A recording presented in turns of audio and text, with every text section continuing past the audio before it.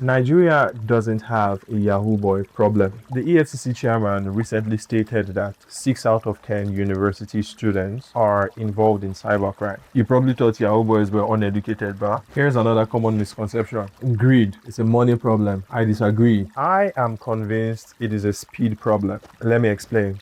Gaps of sweat gracefully. The average Yahoo boy is 22 years old. The part of his brain responsible for long-term decision making needs about an extra 10 years to mature properly. For there's something his 22-year-old brain is really good at: recognizing what his environment rewards. And newsflash, it's not patient. Motion is what gets rewarded. Motion is very important, especially if you are in one of the most unstable economies in the world, where the traditional path to success is incredibly unreliable. His cousin that has MSc architecture is driving bolts. His grandpa, who is a retired Ekwa pastor, gets 7,000 naira a month as pension. His civil servant mom is always owing people money. And then he sees this guy he grew up with.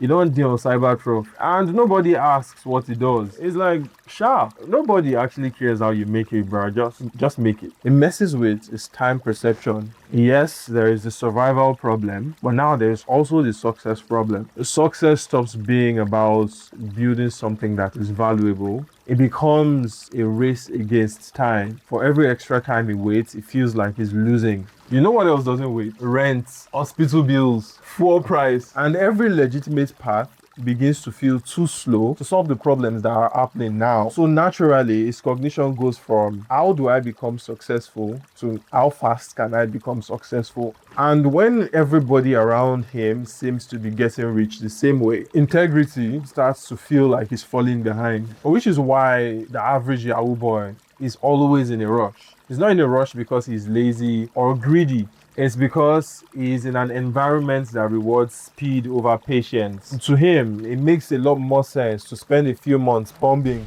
than to spend years building a career that is not even guaranteed. Please, please, please say no to fraud. This is not by any means a justification for fraud, and may the force be with anybody who has been scammed. I'm only explaining why, under these specific conditions, where their needs are immediate, but legitimate rewards to meet those needs are painfully slow. In that sort of environment, shortcuts can feel very, very rational. That doesn't make them right, but it does explain why they keep happening. And if you have ever felt tempted to sacrifice the future just to survive the present, then you already understand the psychology. Say Anjima.